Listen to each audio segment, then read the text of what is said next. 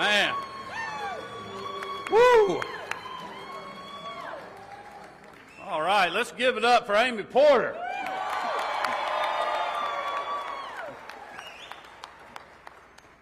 What a great night to be a Georgian, everybody. I think we need to start tonight by giving a big round of applause to the best First Lady in the country, Marty Kemp.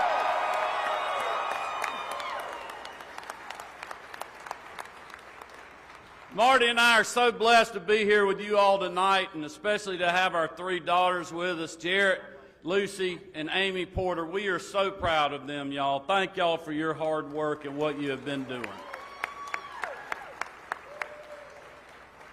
As you all know, we started this journey as a family, and I couldn't be more thankful to have these four Kemp-strong ladies by my side through it all. I also want to thank my mom, Ann Cabness, for being here, for my sister Julie Reef and her family for being here. They have been great warriors for us as well. Thank you, guys. Looking at the results tonight, it looks like Team Kemp has chopped a lot of wood over the last few months.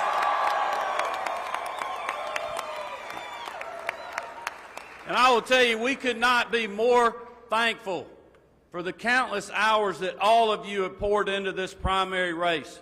The doors, the dials, the small dollar donations, the yard signs, and going to events.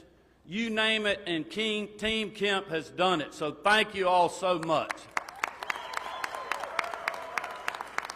And as we have always said, Team Kemp has always been built from the grassroots up, and this race has been no different. You have honored us with your time, with your efforts, and with your resources, but most importantly, with your belief in our campaign, and we cannot thank you guys enough. God bless you all. Thank you.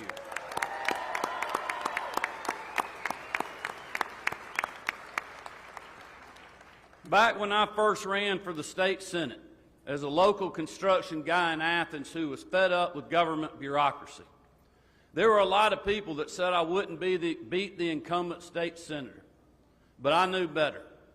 I knew that hard-working Georgians felt the same way that I did, that government was too big and politicians were not listening.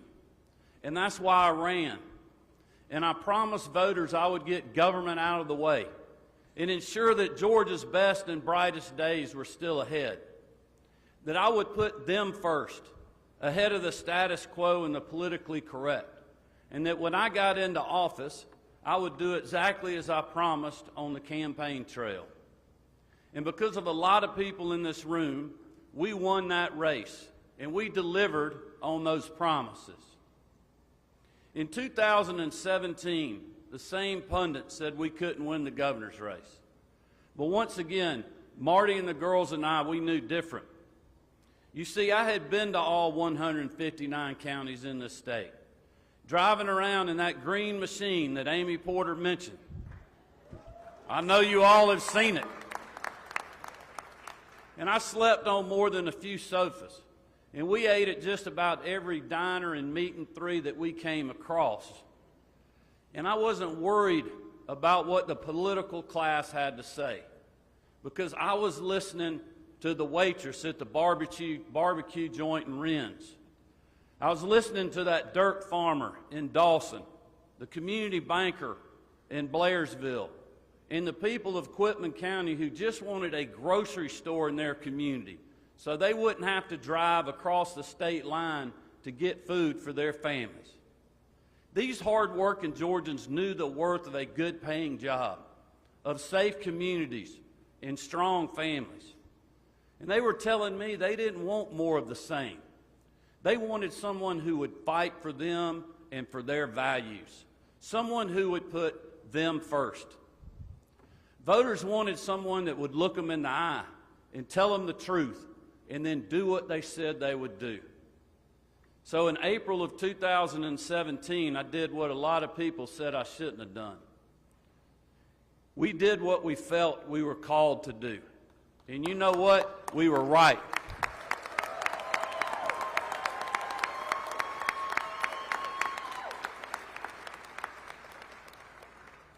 Since our family has been honored to serve you, we have accomplished so much. And there's so many in this room that I've been serving with that's helped us do that. And I want to thank you all for your support and your leadership. We have a great team in our state.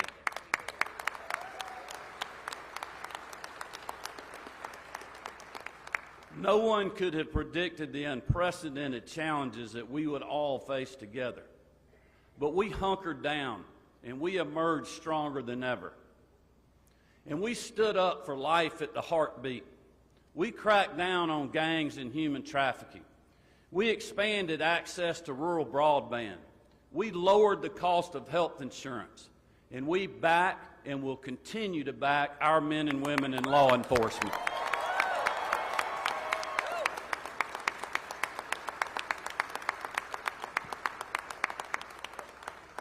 In Georgia, we protected both lives and livelihoods during the global pandemic. We passed historic tax cuts, raised teacher pay, and brought the two largest economic development projects in state history to Georgia. We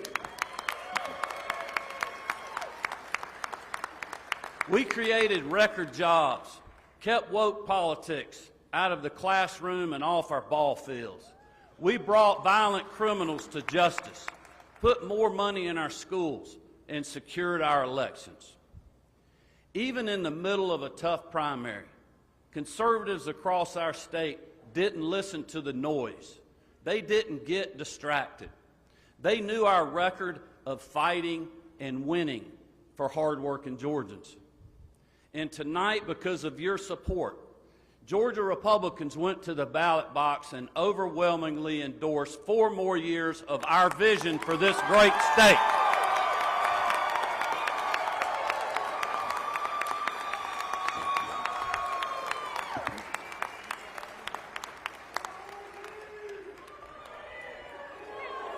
That's right. Thank you.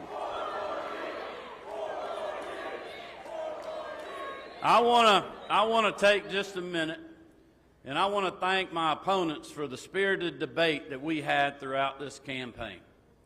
And I want to also thank David-Perdue for the nice phone call that he gave me just a little while ago, pledging his full support to make sure that Stacey Abrams is never our governor.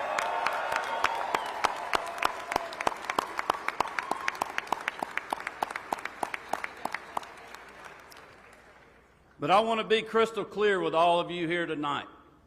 Our battle is far from over. Tonight, the fight for the soul of our state begins to make sure that Stacey Abrams is not going to be our governor or the next president.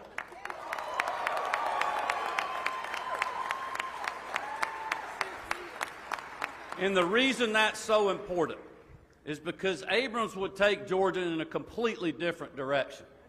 We don't have to wonder what she would do if she was governor. She's already told us in her own words. When Georgia was the first state to reopen, Stacey Abrams campaigned for longer lockdowns. When Georgia got people back to work, Stacey Abrams wanted hard-working Georgians to stay in their basement. When Georgia got kids safely back in the classroom, Stacey Abrams wanted them to stay home in front of a screen. And when we gave people an option to wear a mask or get vaccinated, Stacey Abrams championed more government mandates on you and your family. If Stacey Abrams was ever governor of this state, Georgia would be just one COVID variant away from lockdowns, government mandates, schools shuttered, and businesses closed. But here's the truth. It's not just Stacey Abrams' pandemic politics that can change Georgia forever. Her extreme agenda for our state would not stop at COVID. In just the past few weeks, we passed the largest state income tax cut in history. And Stacey Abrams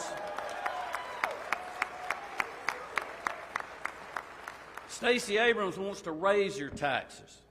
We're sending over $1 billion back to you, Georgia taxpayers, to help you deal with Biden's 40-year high inflation. Stacey Abrams disagrees with this. She thinks state government should keep more of your hard-earned tax dollars. We passed common sense legislation that gives parents a voice and keeps partisan agendas out of our schools and off our ball fields.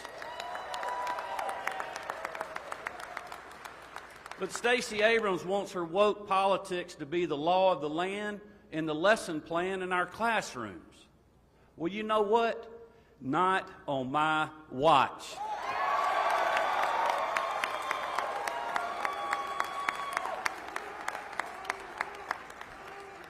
Because I know, and the people that I've been serving in that beautiful gold dome up the street know, our kids matter.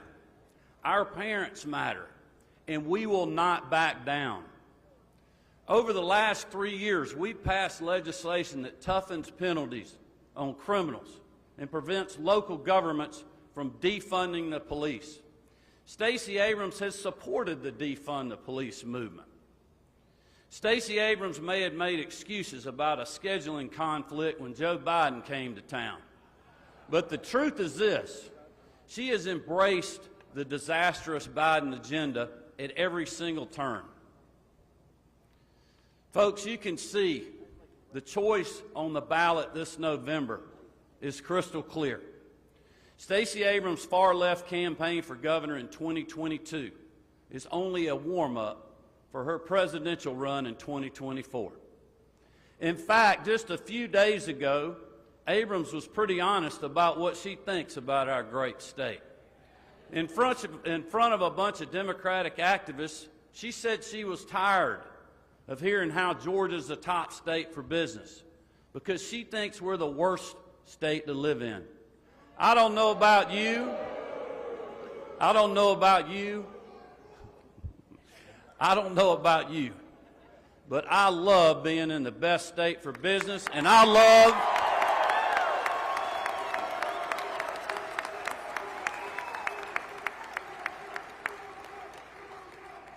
but I also love living in Georgia. Don't you?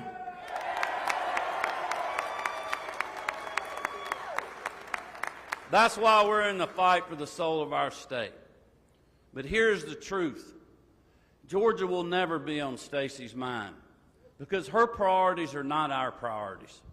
Her radical ideas are meant to please people in New York, California, and Chicago who are funding her campaign, so she can head straight out to Iowa or New Hampshire next year, leaving you, hard-working Georgians, behind to pick up the pieces. But unfortunately for Stacey Abrams, the people of our state aren't going to be used as a stepping stone to the White House.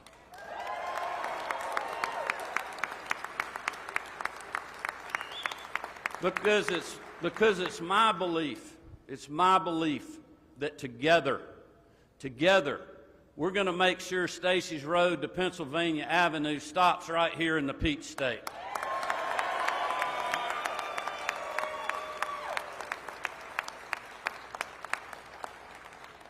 Because when Stacey's running for president, our campaign is going to be about building a safer, stronger state right here in Georgia, where our citizens have great opportunities to get a job, build a business, start a family, and achieve the American dream, no matter your zip code.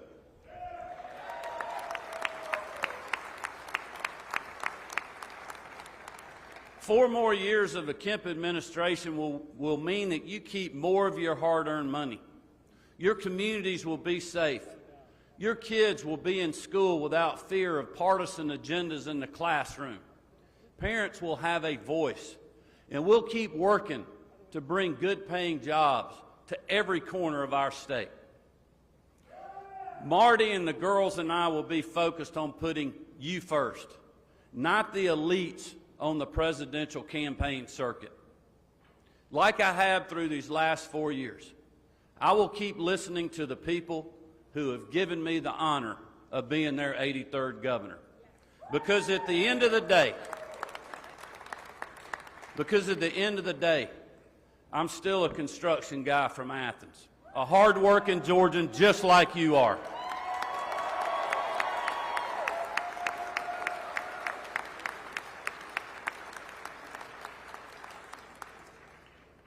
But I want to warn everyone here tonight, make no mistake, this road will not be easy.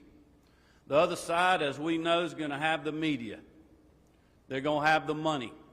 They're going to have every left-wing politician in the country coming down here to tell you who your next governor should be. The pundits have already started doubting us. They say Stacey's too tough to beat, for the second time, I might add.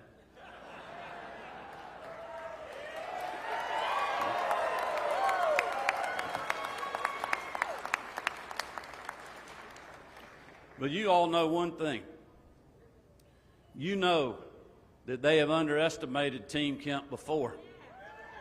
And that's why we got to have everyone here tonight and our friends and followers all over this state to be in the fight with us over the next 5.5 months. We got to knock doors like we've never knocked them before. We got to make more phone calls. We got to talk to more of our friends and our neighbors. We got to get everybody in this fight to keep Georgia the best state in the country to live, work, and raise our families. So I will tell you what I say. Let's prove them wrong again and go 2-0 on November the 8th. Thank you all, and God bless you.